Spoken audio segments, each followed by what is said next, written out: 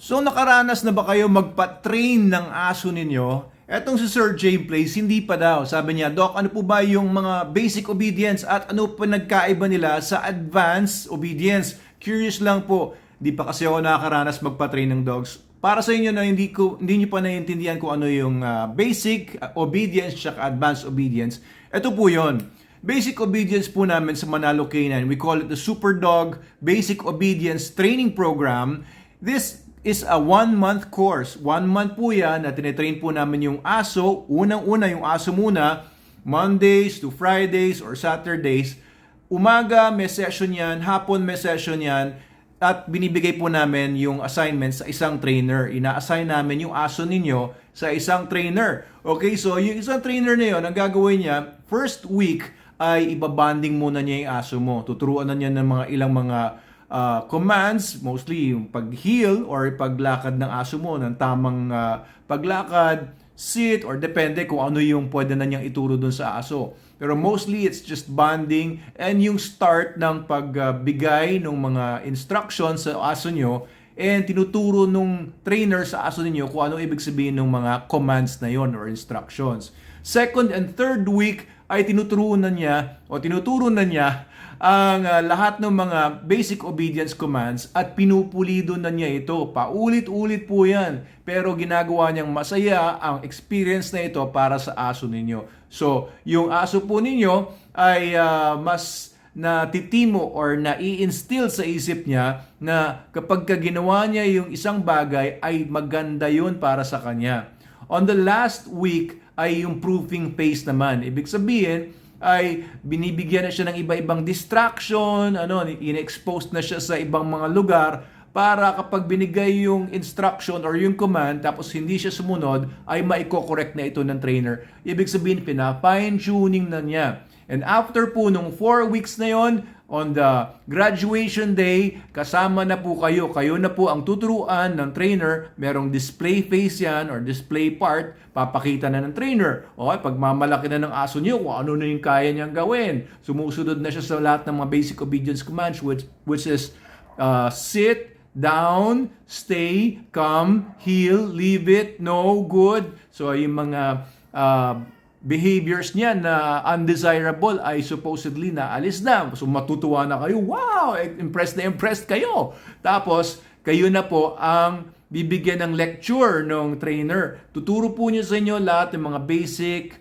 dog psychology and training techniques. Ayan, para po kayo po ay matuto. Bibigyan din kayo ng handouts. Ako gumawa noon many years ago and yung handouts na yon pwede niyong basa-basahin habang forever.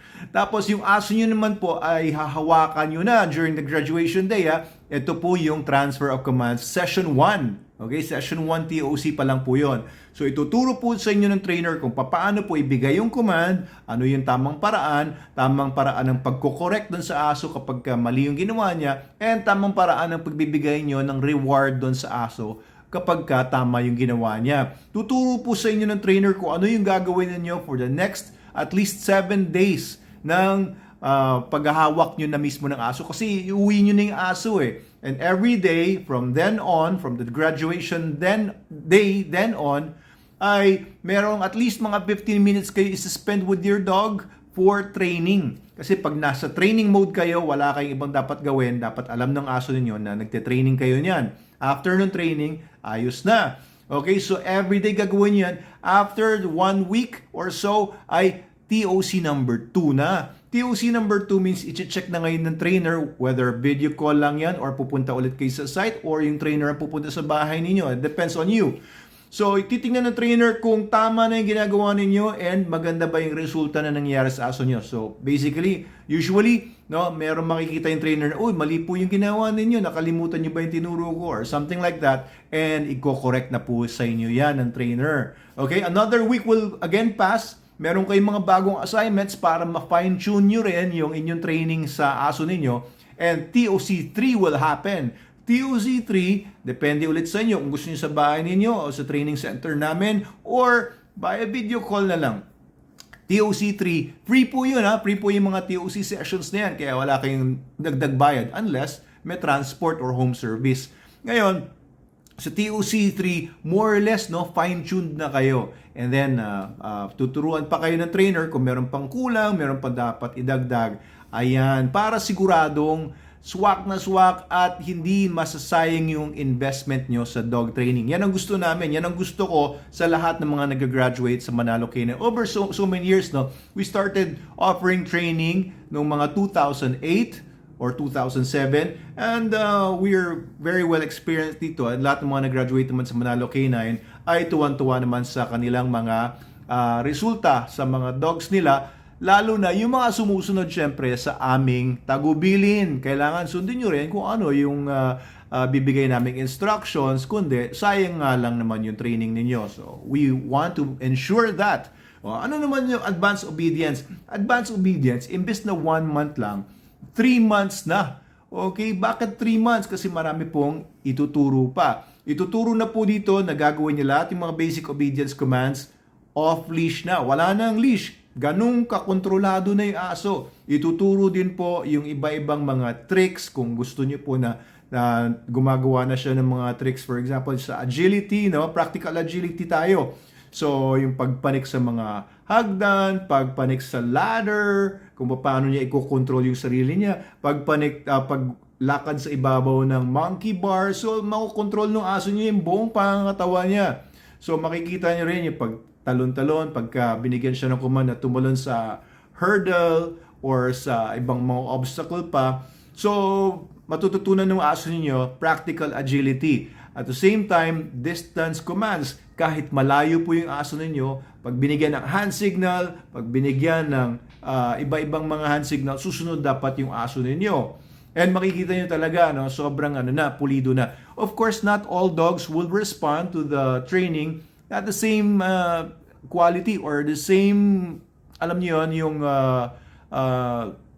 kung may mga aso po na very well talented, no, like for example, usually in general mga Belgian Malinois, Jack Russell Terrier, sobrang taas ng trainability nila. They're so willing to please their trainers and sobrang hyperactive nila, mabilis yung utak nila kaya madali silang i-train. May mga dogs naman po na mahirap i-train. For example, you have train your Saint Bernard or yung Mastiff ninyo or American Bully, or may mga dogs po kasi na they are intelligent in their own kind of intelligence, di ba? Ayaw nila, sunod sila ng sunod, pero pag kami gusto sila, talagang alam nila kung paano nila gagawin isang bagay. So, we treat every dog differently. We treat every dog and train them in such a way na makuha muna namin yung kiliti niya, and every dog has their own kiliti.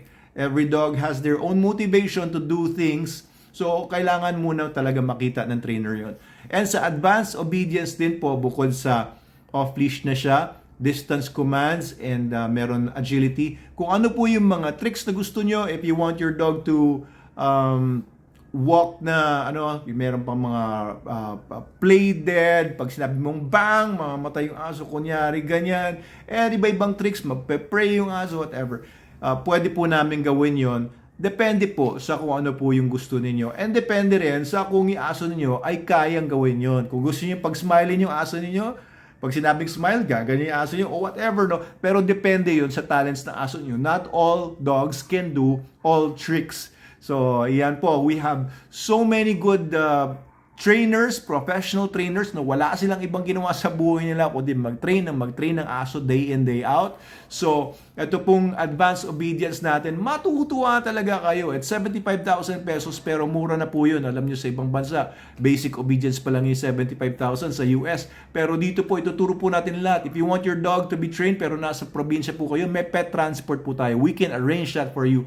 Meron kayong aso, pero nasa abroad, nasa US kayo, nasa Europe kayo, wherever, pwede pong ipadala dito at kami magsusundo sa airport. We can arrange that for you. So, ganun po. Meron tayong mga dogs dito ngayon na tinitrain from Germany. Babalik namin sa Germany after ng training. Meron ditong dog na in-import from the US. Meron pong dogs dito na from Mindanao pa. So, we are very accommodating po. Kahit po sa sino mang client kayo. If you want us to field out trainers, we do that. Last time, we fielded out a couple of trainers, pinadala namin sa Iligan sa Mindanao. If you want us to build out trainers sa abroad, pwede rin po kami magpadala ng mga